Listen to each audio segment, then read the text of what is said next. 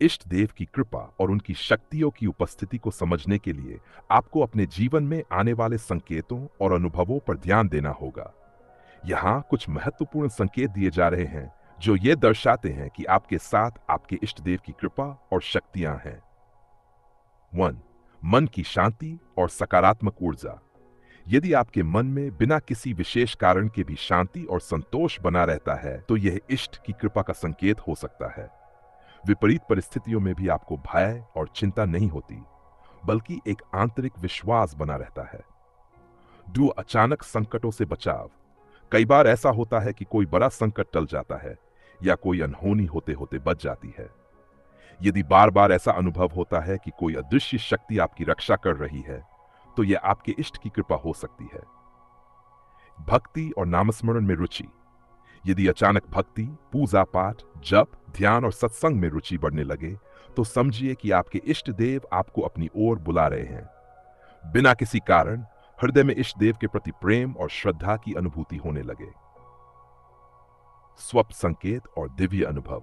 यदि आपको अपने इष्ट देव के दर्शन स्वप्न में होने लगे या किसी प्रकार का दिव्य संकेत मिले, स्वप्न में मंदिर, ज्योति, मंत्र या कोई संत मिलने लगे तो यह भी इष्ट की कृपा का संकेत है।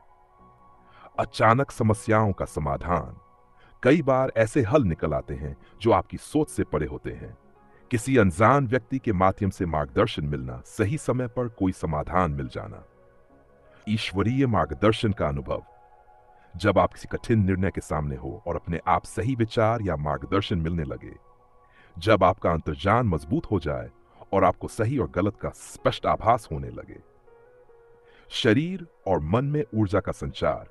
जब आप भजन, कीर्तन, ध्यान या साधना करें तो शरीर में दिव्य ऊर्जा का प्रवाह महसूस हो। कभी कभी पूजा करते समय रोमांच, रोम रोम में आनंद, नेत्रों में अश्रु या सिर में हल्की कंपन महसूस हो। बैठ, ध्यान और जप में गहरी एकाग्रता। यदि मंत्र जाप करते समय एक अनूठी तल्लीनता और आनंद की अनुभूति हो। ध्यान में गहराई बढ़ने लगे और आपका मन स्वाभाविक रूप से इष्ट देव की ओर जाने लगे। नहीं, शुभ संयोग और मार्ग प्रशस्त होना। यदि जीवन में बार बार ऐसे संयोग बनते हैं कि बिना किसी विशेष प्रयास के कार्य सिद्ध होने लगे, सही समय पर सही लोगों से मुलाकात हो जाए और आपके कार्य में बाधाएं दूर हो जाएं। संतों और शुभ चिंतकों का मिलना। यदि आपके जीवन में संत, गुरु या अच्छे मार्गदर्शक अचानक आ जाएं और आपको सही दिशा दिखाएं। यदि बार बार धार्मिक या आत्मिक चर्चाएं सुनने को मिले और आपको उनका विशेष लाभ हो, अब क्या करें?